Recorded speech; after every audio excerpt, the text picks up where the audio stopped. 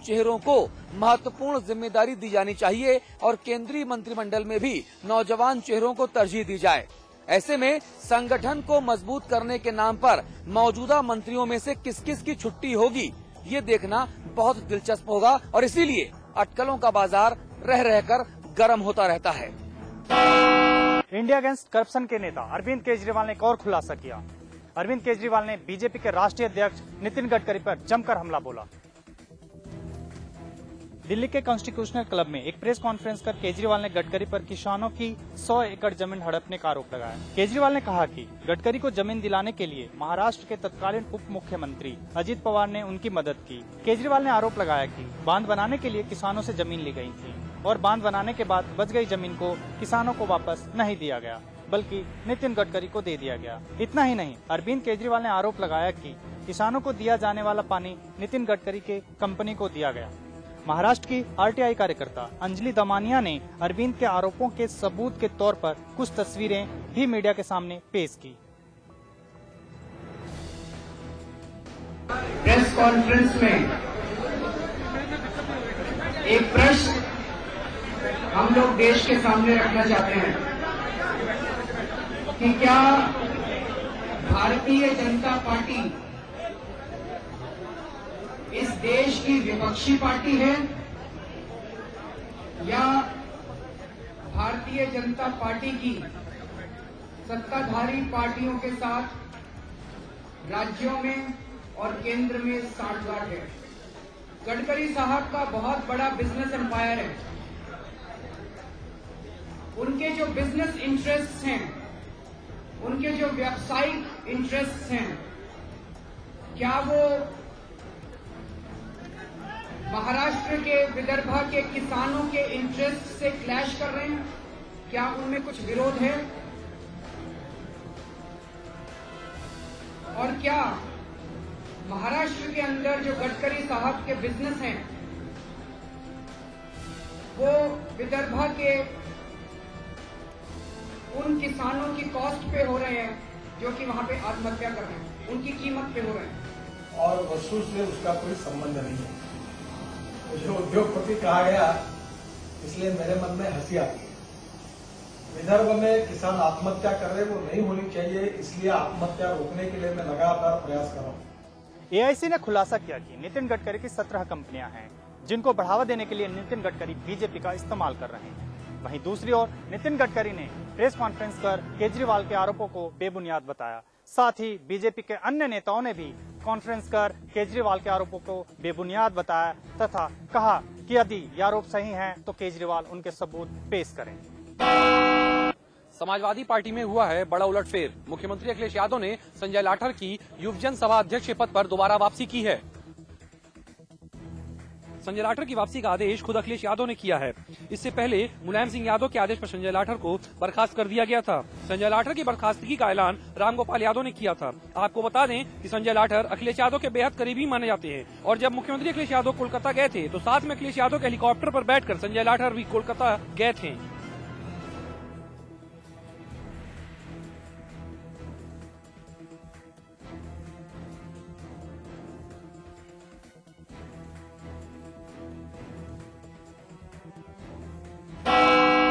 मुख्यमंत्री अखिलेश यादव की अध्यक्षता में आज राज्य कैबिनेट की एक महत्वपूर्ण बैठक हुई। इस बैठक में सूचना एवं प्रौद्योगिकी नीति 2012 को मंजूरी दे दी गई है। इसी के साथ लखनऊ में आईटी सिटी बनाने के लिए गजरिया फार्म हाउस की 150 एकड़ भूमि देने के फैसले पर भी हरी झंडी मिल गई है।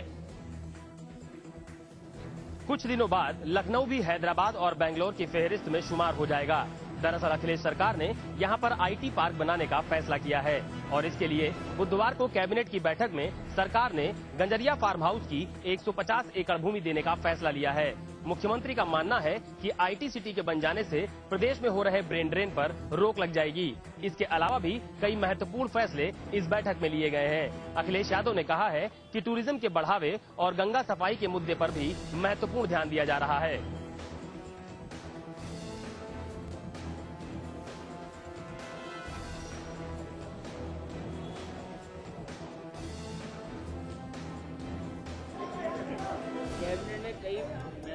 बहरहाल राज्य कैबिनेट में लिए गए फैसले से जनता को कितनी राहत मिलेगी और रोजगार के कितने साधन उपलब्ध हो पाएंगे, ये देखने वाली बात होगी। विजय बहुगुणा कल यूपीए अध्यक्षा सोनिया गांधी से मुलाकात कर टिहरी उपचुनाव में हुई हार को लेकर समीक्षा बैठक कर सकते हैं। साथ ही वह भारी उद्योग मंत्री प्रफुल्ल पटेल से मिलकर राज्य में कई योजनाओं को लेकर भी चर्चा करेंगे। उत्तराखंड के मुख्यमंत्री विजय बहुगुणा आज दिल्ली पहुंचे। दिल्ली पहुंचकर कल वो यूपीए अध्यक्षा सोनिया गांधी से मुलाकात करेंगे। इस मुलाकात से कयास लगाए जा रहे हैं कि टिहरी उपचुनाव में हुई हार को लेकर के वो समीक्षा बैठक करेंगे। साथ ही विजय बहुगुणा कल भारी उद्योग मंत्री प्रफुल्ल पटेल से भी मुलाकात कर सकते हैं। विजय बहुगुणा की सोनिया गांधी से मुलाकात को लेकर कई कयास लगाए जा रहे हैं। साथ ही टिहरी उपचुनाव में हुई हार को लेकर भी लगता है कि आने वाले दिनों में उत्तराखंड में कई विभागों के मंत्रियों को बदला जा सकता है। लेकिन अब देखना होगा कि आखिरकार उत्तराखंड में मंत्री कब तक बदले जाएंगे।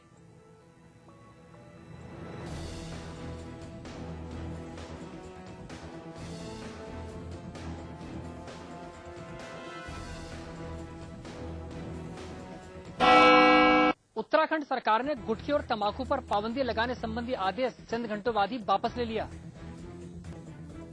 जन स्वास्थ्य के मद्देनजर प्रदेश में तंबाकू और निकोटिन युक्त गुटखा, पान मसाला के निर्माण, भंडारण, वितरण और बिक्री पर 1 साल का प्रतिबंध लगाने संबंधी अधिसूचना जारी करने के चंद घंटे बाद ही सरकार ने यह फैसला फिलहाल वापस ले लिया। इस संबंध में अब आगामी 20 अक्टूबर को होने वाली कैबिनेट की बैठक में फैसला होने की उम्मीद है। आपको बता दें कि इससे पहले कई राज्यों ने गुटखे पर प्रतिबंध लगा रखा है।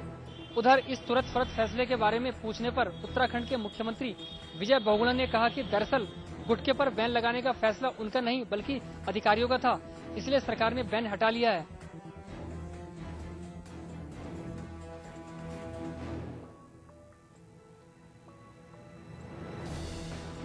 सरकार का कोई भी निर्णय है, ये छोटा निर्णय नहीं है, बड़ा निर्णय है। प्रदेश में किसी चीज को बैन करना है या उसको बैन को हटाना, ये कोई सामान्य स्तर पर नहीं होता है। और इसलिए मुझे नहीं मालूम कि क्या निर्णय लिया गया। ये निर्णय लिया गया कि कैबिनेट में जाके बिना इसको हटाना है, वो तो उचित स्तर पर मुख्यमंत्री के द्वारा उसकी क्लियरेंस दी होगी और तभी ये घोषणा हो सकती है। उत्तराखंड के पूर्व मुख्यमंत्री एनडी तिवारी से मिलना अब नेताओं और अधिकारियों के लिए आसान नहीं होगा। एनडी तिवारी ने फरमान जारी किया है कि वीआईपी, वीवीआईपी नेता और अधिकारियों को उनसे मिलने के लिए समय लेना होगा। वहीं तिवारी का दरबार आम जनता के लिए हमेशा खुला रहेगा। दरअसल एनडी तिवारी के ओएसडी ने बताया कि चापलूसी और अपने फायदे के लिए अक्सर नेता और अधिकारी एनडी तिवारी से मिलने जाते हैं। ऐसे में अब एनडी तिवारी से मिलने के लिए पहले से समय लेना होगा। वीवीआईपी के लिए तो यहाँ पर एक ये है कि भाई तिवारी जी कोई खाली बैठे तो नहीं है, उनका हर टाइम टेबल रहता है। तो जो भी वीआईपी और वीवीआईपी महानुभाव हैं, उनसे हमारा हमेशा अनुरोध ये रहता है अब कि वो समय माननीय तिवारी जी से समय लेने के उपरांत में आए। एनडी तिवारी के इस फरमान के बाद बीजेपी और कांग्रेसी नेताओं के अपने अपने राग हैं। उत्तराखंड के मुख्यमंत्री विजय बहुगुणा आज सकलानी परिवार को सांत्वना देने पहुंचे। आपको बता दें कि बीते दिन देहरादून के वरिष्ठ अधिवक्ता ओपी सकलानी की पत्नी की अज्ञात बदमाशों ने गला रेतकर निर्मम हत्या कर दी थी, जिसके बाद देहरादून के सभी अधिवक्ताओं ने राज्य पुलिस की मुस्तैदी पर सवाल उठा दिए थे। इस मामले में सूबे के मुख्यमंत्री विजय बहुगुणा आज सकलानी परिवार से मिलने पहुंचे और उन्होंने पीड़ित परिवार को सांत्वना दी और डीजीपी उत्तराखंड को इस मामले का जल्द से जल्द खुलासा करने के निर्देश भी दिए हैं। सीएम के साथ डीजीपी सत्यव्रत बंसल और डीआईजी संजय गुंजियाल भी सकलानी परिवार से मिलने पहुंचे थे।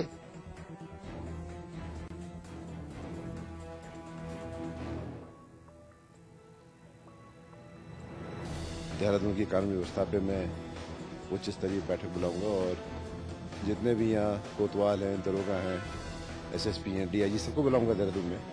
प्राथमिकता मेरी है कि ये जो क्राइम है इसको क्रैक करना चाहिए और किस तरह से सुरक्षा बढ़ाई जाए, किस तरह से जो हमारी पुलिस है वो और सजग हो।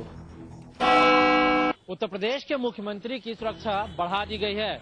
केंद्र ने सूबे के मुख्यमंत्री अखिलेश यादव को जेड+ की सुरक्षा मुहैया कराई है।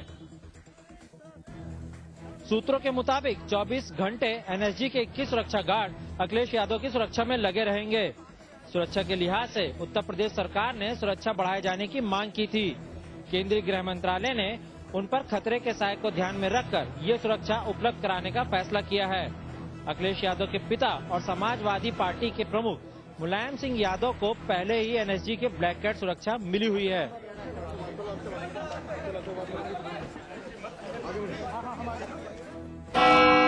फर्रुखाबाद के बीबीगंज इलाके में रामलीला मंडल में रामलीला का आयोजन किया जा रहा है, लेकिन यहाँ पर आस्था के नाम पर अश्लीलता परोसी जा रही है।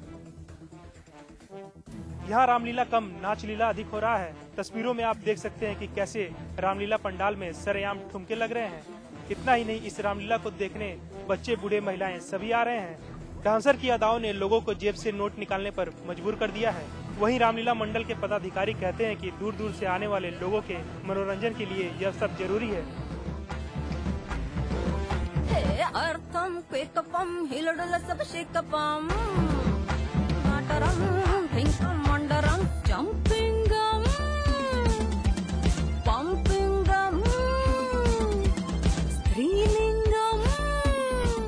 इसके लिए केवल मनोरंजन है और ये रामलीला मंडल जो है यहाँ पर बच्चे और सब हमारे बुजुर्ग लोग आते हैं तो थोड़ा नीरस न हो, इसलिए आयोजन किया गया है। केंद्रीय कानून मंत्री सलमान खुर्शीद के जाकिर हुसैन मेमोरियल ट्रस्ट के घोटाले के राज दर पर दर खुलते ही जा रहे हैं।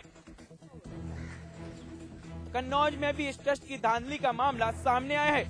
कागज में यहाँ जमीनी हकीकत तो कुछ और ही है। इस मामले में जब विकलांग लोगों से पूछा गया तो उन्होंने कहा कि 10 मई 2010 में कैंप ही नहीं लगा था, जबकि ट्रस्ट की लिस्ट में कई लाभार्थियों के नाम दर्ज हैं।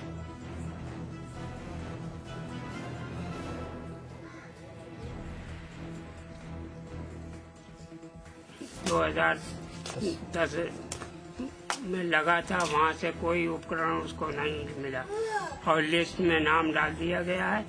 लिस्ट के हिसाब से हमें चीज मिलना चाहिए थी। साइकिल सलमान खुर्शीद ट्रस्ट द्वारा संभवतः 2010 से पहले मिली थी, जब शिवरा मऊ में तालीग्राम रोड कैंप लगा हुआ था। मकरंद नगर में तो कोई ऐसी सूचना नहीं थी हमें। यूपी के बुलंदशहर में कुट्टू का आटा खाने से 3 लोग बीमार पड़ गए। सभी मरीजों को अस्पताल में भर्ती कराया गया। दरअसल नवरात्रि के मौके पर लोगों ने कुट्टू का आटा खाया था, जिसके बाद लोगों को उल्टी दस्त की शिकायत मिली। आनन फानन में सभी को अस्पताल में भर्ती कराया गया। वहीं पिछले साल कुट्टू का आटा खाने से सैकड़ों लोग बीमार पड़ गए, जिसके बाद प्रशासन से कई जगह छापेमारी करते हुए मिलावटी कुट्टू का आटा बरामद किया गया था।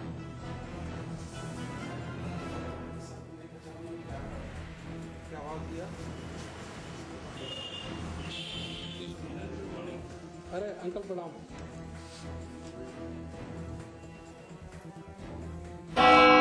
गाजियाबाद के मालीवाड़ा इलाके में कुट्टू का आटा खाने से 4 लोग बीमार पड़ गए। ये सभी लोग एक ही परिवार के सदस्य हैं। बीमार लोगों को जिला अस्पताल में भर्ती कराया गया है। दरअसल बीते दिन कुट्टू का आटा खाने से एक ही परिवार के 4 लोगों की अचानक तबीयत खराब होने लगी। आनन फानन में सभी को अस्पताल में भर्ती कराया गया है। आपको बता दें कि हर साल कुट्टू का आटा खाने से सैकड़ों लोग बीमार पड़ते हैं, लेकिन स्वास्थ्य विभाग इन मिलावटखोरों पर नकेल कसने में नाकाम है।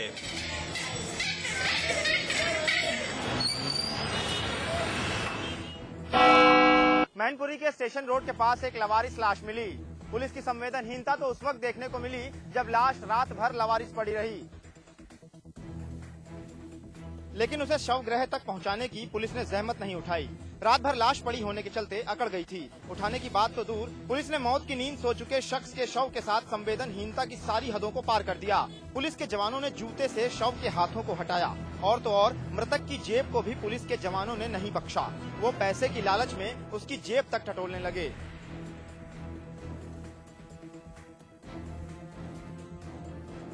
जब ये मामला सामने आया तो पुलिस के जवान अपनी बचाव में लग गए।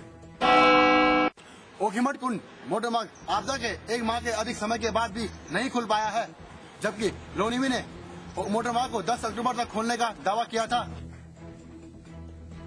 लोक निर्माण विभाग की कार्यप्रणाली पर सवाल खड़े हो गए हैं। वहीं विभाग के अधिकारियों के मुताबिक अभी और वक्त लग सकता है। आपको बता दें कि 14 सितंबर को ओखीमठ इलाके में बादल फटने से कुंड ओखीमठ सड़क टूट गई थी। मोटर मार्ग की मरम्मत पर लगभग 57 लाख और अस्थायी ट्रीटमेंट पर 2 करोड़ रुपए खर्च होना है।